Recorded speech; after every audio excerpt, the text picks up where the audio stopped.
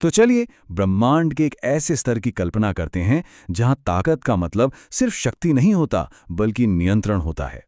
एक ऐसा टकराव जो सिर्फ हार जीत का नहीं बल्कि अस्तित्व की परिभाषा तक को बदल सकता है।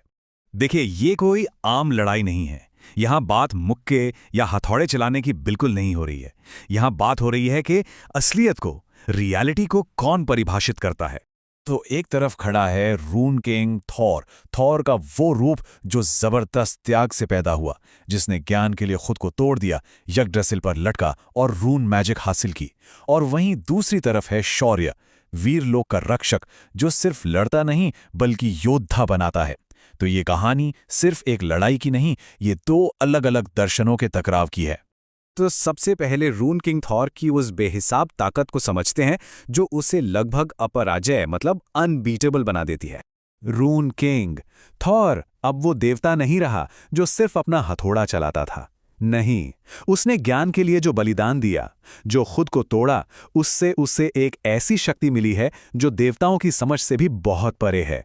सोचिए जरा, वो भविष्य देख सकता है, वो अपनी मर्जी से असलियत को बदल सकता है, और तो और उसने रैग्नारॉक के उस कभी न खत्म होने वाले चक्र को भी तोड़ दिया है, जिसने देवताओं को बार बार एक ही अंत की तरफ धकेला था। उसने उन शक्तियों को ही मिटा दिया जो एसगार्ड की किस्मत लिखती थीं।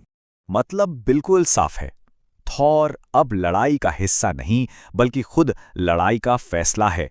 अगर वो चाहे तो ये टकराव शुरू होने से पहले ही खत्म हो सकता है। लेकिन कहानी यहां खत्म नहीं होती। अब कहानी का रुख शौर्य की तरफ मोड़ते हैं, जिसकी ताकत थॉर का जवाब नहीं है बल्कि एक पूरी तरह से अलग सोच, एक अलग आदर्श है। शौर्य कौन है? वो वीरलोक का गार्डियन है, बालवीर और विवान जैसे नायकों का मेंटोर है। वो खुद एक शक्ति नहीं बल्कि शक्तियों का स्रोत है। उसकी असली ताकत लड़ने में है ही नहीं बल्कि नए रक्षक तैयार करने में है। ये बहुत दिलचस्प है। जब बालवीर कमजोर पड़ा तब शौर्य ने खुद लड़ने के बजाय एक नया रास्ता चुना। उसने विवान को चुना, उसे ट्रेन किया, उसे गाइड किया और एक नया प्रोटेक्टर बना दिया। इसका सीधा सा मतलब यह है कि शौर्य की असली ताकत उसके खुद के पावर लेवल में नहीं है बल्कि इस बात में है कि वो कितनी शक्तियां बना सकता है। वो एक योद्धा नहीं बल्कि एक सिस्टम है जो बार बार नए हीरो पैदा करता है। तो अब इन दोनों दर्शनों को आमने सामने लाते हैं और यहीं से इस विश्लेषण का सबसे बड़ा सवाल सामने आता है। अगर ये दोनों आमने सामने आ जाएं तो सवाल उठता है कि जीतेगा कौन। शुरू में तो तस्वीर काफी साफ नजर आती है। रून किंग थॉर के पास एक इमीडिएट एडवांटेज है क्योंकि उसके पास कंट्रोल है। वो समय को धीमा कर सकता है, असलियत को बदल सकता है और हर उस संभावना को देख सकता है जो होने वाली है। इसलिए एक शॉर्ट टर्म फाइट में उसके सामने टिकना लगभग नामुमकिन है। और यहीं पे ये लड़ाई दिलचस्प हो जाती है क्योंकि ये सिर्फ ताकत बनाम ताकत की लड़ाई नहीं है, ये एक ज्यादा गहरे सवाल की ओर ले जाती है। क्या जीत का मतलब सिर्फ एक लड़ाई जीतना होता है? ये है नियंत्रण बनाम सृजन। जहां थॉर खुद ही पूरी ताकत है, वहीं शौर्य ताकत को कई गुना बढ़ा देता है। उसकी फिलॉसफी यह है कि एक रक्षक सिर्फ खुद नहीं लड़ता बल्कि दूसरों को लड़ने लायक बनाता है। तो चलिए अब अंतिम पड़ाव पर आते हैं और ये समझने की कोशिश करते हैं कि भविष्य और इतिहास के नजरिए से देखें तो असली जीत का मतलब क्या है।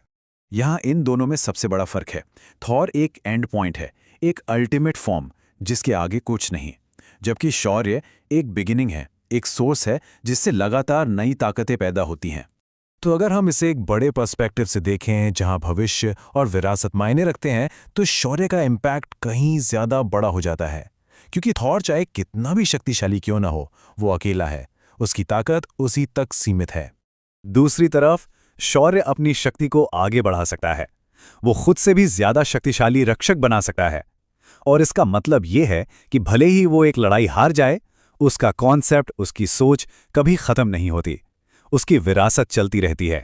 इतिहास गवाह है, ताकत लड़ाइयां जीतती है लेकिन विरासत दुनिया को आगे बढ़ाती है।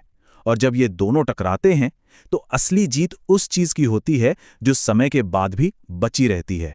तो आखिर में सवाल ये नहीं बचता कि कौन ज्यादा ताकतवर है, सवाल ये बन जाता है कि कौन ज्यादा जरूरी है, एक देवता जो सब कुछ कंट्रोल कर सकता है या एक रक्षक जो हर बार एक नया भविष्य बना सकता है।